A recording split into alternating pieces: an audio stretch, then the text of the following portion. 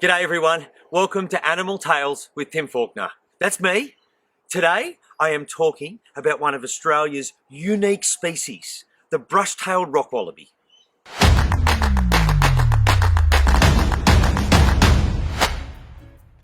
Brush-tailed rock wallabies are one species of about 13, and they cover some of the most rugged and beautiful but harshest environments in Australia. And as the name suggests, they live on rocks. They take refuge on the rocks from predators like dingoes. The dingoes can hunt them out on the grassy flats, but not up in the rocks. Rock wallabies are superbly adapted to bounce on rocks. Now, some of their physical features, and let's start from their feet. Now, they're part of the macropod family, and macropod means large-footed. So the rock wallaby, like all kangaroos and wallabies, has quite large feet. But rock wallabies uniquely on the underside of their pad, their foot pad, it's much thicker than most kangaroos, and it's really used to be able to grip those rocks.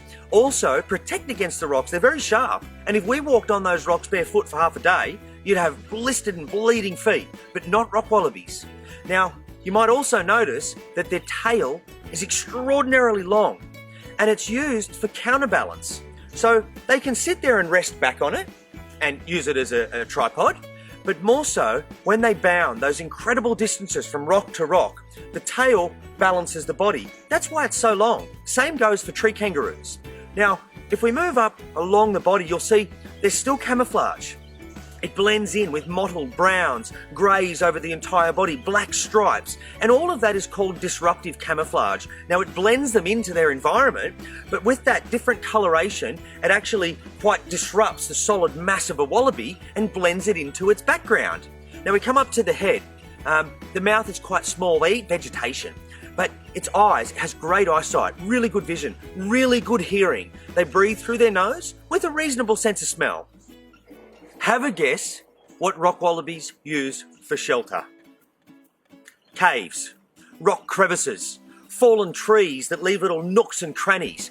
Their life support system is those rocks. Now, it can protect and provide shelter for them from the rain, from the heat, and from predators. They use rocky nooks and crannies and deep little gullies and caves. Brush-tailed rock wallabies live along the Great Dividing Range in eastern Australia. Now, they were found from just up in Queensland, through New South Wales and down into Victoria. But the species has suffered radically in the last couple of 100 years. When Europeans came to Australia, they brought with them the feral fox. And the feral fox has been annihilating brush-tailed rock wallaby populations ever since. The fox is a different predator to the dingo. It can climb better on rocks, it's more cunning, it doesn't hunt in a pack, it's a solitary predator, and it's given the wallabies a really hard time. Now, the next thing is those terrible fires that we saw in Eastern Australia at the beginning of this year. They burnt over 80% of brush-tailed rock wallaby habitat. Now, you go back 200 years, there were hundreds of thousands of brush-tailed rock wallabies. Now, there's down somewhere in the low tens of thousands. Now, 10,000 might still sound like a big number. The scary part is the rate at which their population is collapsing, and you face an extinction event. Now, in the southern parts of Australia and Victoria, those populations are nearly extinct. The central population of brush-tailed rock wallabies is really endangered, and the northern population is doing a little better. And once you get up into that northern population, the rocks are really rugged. In the tropics, although it's not quite tropical there, the fox doesn't like the heat, so there's not as many foxes. But as a species, they're quite endangered. Now, almost every rock wallaby species in Australia, and there's over 10, are facing extinction. They are a really vulnerable species. Go back 1,000 years, the predators they had to deal with were Tasmanian devils. They're not very fast. And tiger quolls, which are another carnivorous marsupial, and they're not really fast. So the wallabies aren't used to facing threats like the feral fox. They need all the help they can get. And the brush-tailed rock wallaby is one of our flagship species at Aussiark. It used to be found in our area of the Barrington Tops, and there are still some scattered populations, but it's our job to breed as many as we can and get them into our sanctuaries and let them call a place they once did home again. Rock wallabies live in colonies, so you'll get an area of suitable habitat, and the habitat is generally, they live on the rocks, but there's no food on the rocks. So they've actually got to come down at night into the gullies or the grassy plains so they can eat the leaves off figs or berries or grasses. But they live in small colonies. Now you'll have a male that'll have a territory, and normally there's only one male. And he'll have three or four females and their joeys or little juveniles. And that's a small colony. But really common, you'll have a little colony here, or a little group here, and a little group here, and a little group here, and that forms the colony. Brush-tailed rock wallabies are marsupials.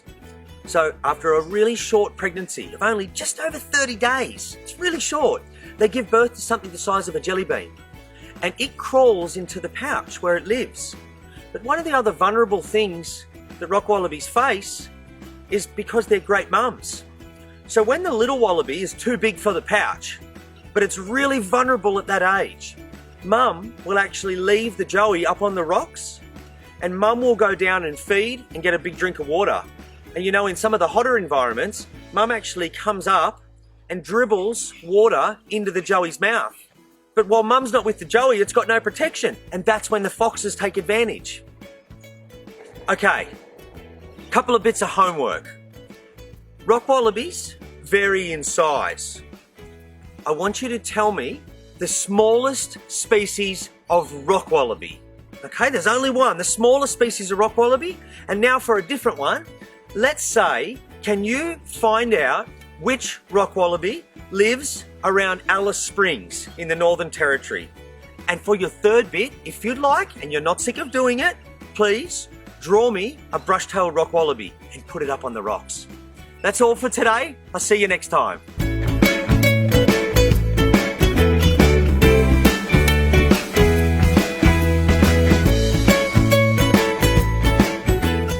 Thanks for watching, everyone. The keepers and I are looking after all of our animals and our families. But we all have a bit of extra time at the moment, like you probably do too. So this is a great distraction for us, and hopefully you.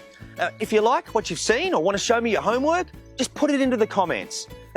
This is what I do, connecting people with nature, and that can't stop. I'll see you next time.